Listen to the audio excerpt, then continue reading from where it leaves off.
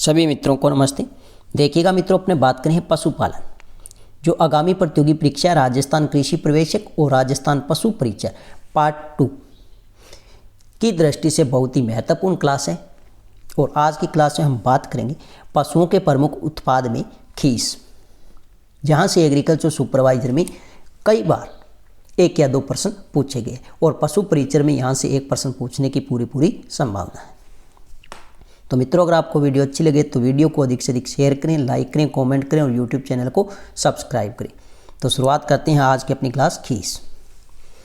देखिएगा मित्रों, सबसे पहले अगर हम बात करें तो खीस होती क्या है, तो आपको ध्यान रखना है खीस की अवधि पशु ब्याने के 2 से 7 दिन तक जो अपनी दूध प्राप्त होता है, क्या होता है, दूध प्राप्त होता है, जिसे गर्म करने पर स्कंदित या अपने कह सकते हैं फट जाता है, उसे क्या कहते हैं, खीस कहते हैं।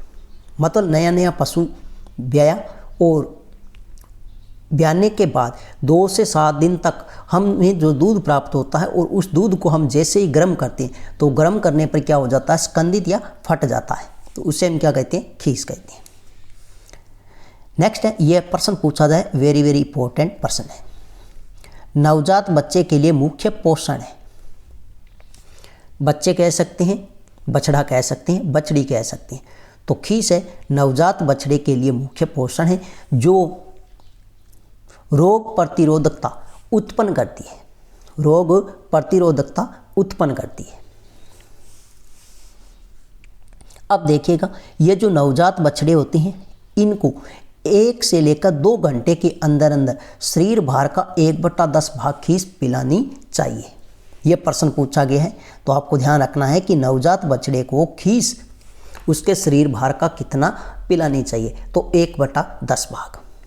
कितने समय के भीतर, तो 1 से 2 घंटे के भीतर।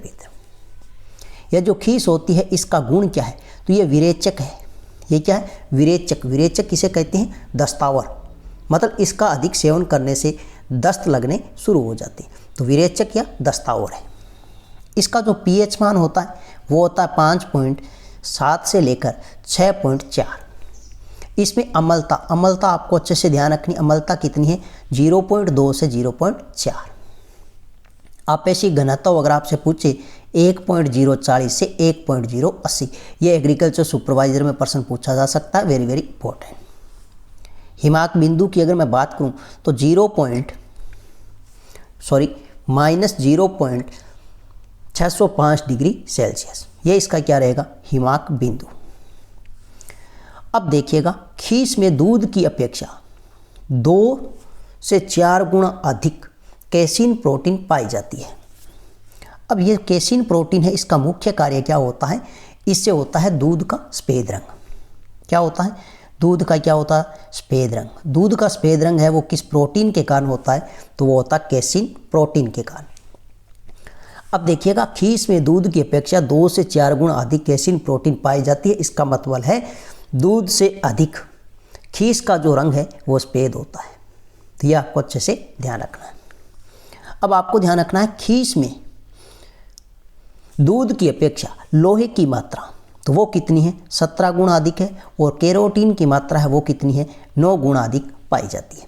प्रश्न पूछा जा सकता है कि खीस में दूध की अपेक्षा लोहे की मात्रा कितने गुना अधिक पाई जाती है, तो 17 गुना। अगर कैरोटीन की मात्रा पूछे तो वो है 9 गुना, और कैसीन प्रोटीन की बात करें तो वो दूध की अपेक्षा खीस में कितनी पाई जाती है, 2 से 4 गुना अधिक।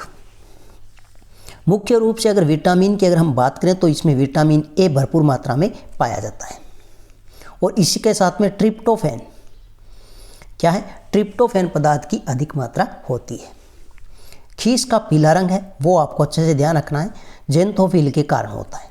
खीस का पीला रंग किसके कारण होता है, जेंथोफिल के कारण होता है। और एक आपको अच्छे से ध्यान रखना है, रेनेट एंजाइम, इसे क्या कहते हैं, लैक्टो एल्ब्यूमिन या फिर लैक्टोग्लोब्यूलिन की मात्रा अधिक होती है।